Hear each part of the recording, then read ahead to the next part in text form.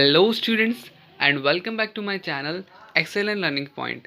तो बच्चों, आज की इस वीडियो में हम क्लास 9th का वर्कशीट नंबर 31 डिस्कस करने वाले हैं। बच्चों, आज जो टॉपिक है हमारा वो क्या है, चैप्टर 3 में से है इलेक्टोरल पॉलिटिक्स। और वर्कशीट में जो हमारा मेन टॉपिक है आज वो वाई इलेक्शन। बच्चों, इलेक्शन क्या होता है?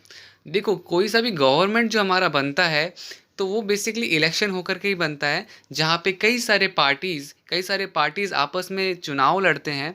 ठीक है। और हम क्या करते हैं, उन्हें वोट देते हैं। हमें जो पर्सन अच्छा लगता है, ठीक है, कि हमें किसी एक के ऊपर ट्रस्ट होता है कि हाँ, ये हमें आगे जाके रोजगार दिलवाएगा, ये हमें आगे जाके महंगाई कम करवाएगा, ठीक है, ये हमें अच्छी सड़कें बनवा के देगा।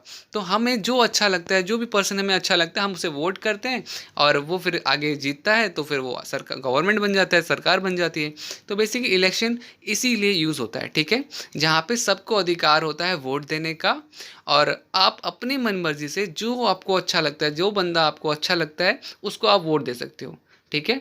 और अगर बाय चांस वो जिसको आपने वोट दिया और वो काम नहीं करता जो सोच के आपने उसे वोट दिया था, ठीक है, तो आप 5 साल बाद वापस से उसे हटा भी सकते हो। हटाने का मतलब है कि आप उसको उसको ना दे करके किसी और को दोगे वोट। ठीक है। तो ये होता है बेसिकली इलेक्शन में। ठीक है। तो बच्चों, यही सारी चीज़ें थे बेसिकली आपका। ठीक है। तो देखो क्या लिखा हुआ है, बेसिस ऑफ डेमोक्रेटिक इलेक्शन। तो election should be conducted in a free and fair manner. मतलब कि बच्चों, एकदम फ्री फेयर मैनर, मतलब ना किसी के साथ नाइंसाफ़ी नहीं होनी चाहिए कि भैया तुम नहीं दे सकते और तुम नहीं दे सकते, ऐसा नहीं होना चाहिए। Everyone should have one vote and every vote should have equal value. मतलब कि बच्चों, ये नहीं कि अगर कोई हीरो जाके वोट दे रहा है तो उसका एक वोट का मतलब हो गया 100 वोट, और कोई एक नॉर्मल मजदूर वोट देने जा रहा है तो उसका एक वोट मतलब कि एक वोट। ऐसा नहीं है। चाहे कोई सा भी पर्सन हो, चाहे कोई वो एक्टर हो, कोई डांसर हो, या कोई एक लेबर हो, वर्कर हो, सबका वोट का वैल्यू एक एक जैसा ही रहेगा। ठीक है। Election must be held regularly. मतलब कि बच्चों, इलेक्शन ये नहीं कि आज मैंने किसी को वोट दे दिया तो अब वो सालों साल तक वही रहेगा गवर्नमेंट, ऐसा नहीं होगा। क्या होगा कि आपको क्या कहते हैं, हर 5 साल बाद इलेक्शंस होने चाहिए, ये चीज़ है। Candidate prefer by the people should get elected. तो कैंडिडेट कैसे बनता है, तो जहाँ पर लोग उसे जैसे चुनते हैं। ठीक है। तो यही सारी चीज़ें बच्चों टॉपिक में थी आपकी। तो बिना किसी टाइम वेस्ट किए क्वेश्चन आंसर स्टार्ट करते हैं। तो बच्चों, आपका पहला क्वेश्चन है, what do you understand by the election process. क्या होता है इलेक्शन प्रोसेस? तो आंसर है, election process is a system through which people elect the representatives and can also change them. ठीक है। इलेक्शन क्या होता है, जहाँ पे हम किसी एक को इलेक्ट मतलब कि चूज़ करते हैं, और अगर हमारी मर्जी है हम उसे हटा भी सकते हैं। ठीक है। हटाने का मतलब कि हम उसे वोट नहीं देंगे तो ऑब्वियसली फिर वो आएगा ही नहीं गवर्नमेंट में। ठीक है। अब आते हैं बच्चों सेकंड में, why do we need election in a democracy. हमें इलेक्शन की ज़रूरत क्यों है? Why do we need election in democracy?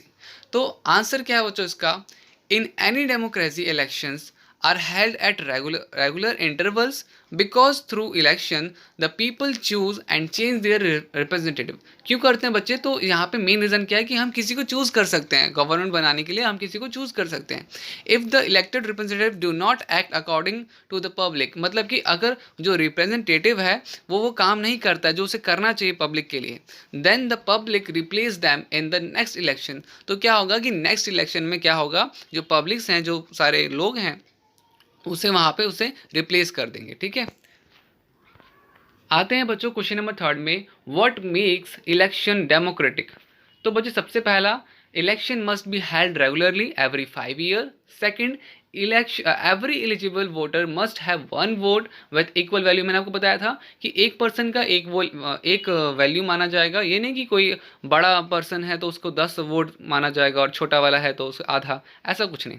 Third है, there should be more than one party so that voter can get some real choice.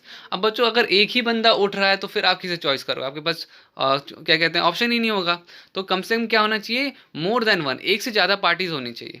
Fourth है बच्चों, people should have freedom to vote for any candidate they like. मतलब कि यहाँ पर हर लोग का एक अधिकार है, उसकी मर्जी है, वो आज़ाद है किसी को भी चूज़ करने के लिए। ठीक है। कोई उसे रोक नहीं सकता। आते हैं बच्चों अपने लास्ट क्वेश्चन में। According to your experience what should be the nature of political competition. बोला जा रहा है कि अब आपके एक्सपीरियंस के हिसाब से किस तरह का पॉलिटिकल कंपटीशन होना चाहिए, किस उसका नेचर किस तरह से होना चाहिए। तो आंसर है बच्चों, the nature of political revolutionary should be clean, mud should not be thrown over each other just to win election. Along with this, the culprit should be banned. Policies should be issued based. तो बच्चों basically मतलब ना rules regulation होने चाहिए, ठीक है।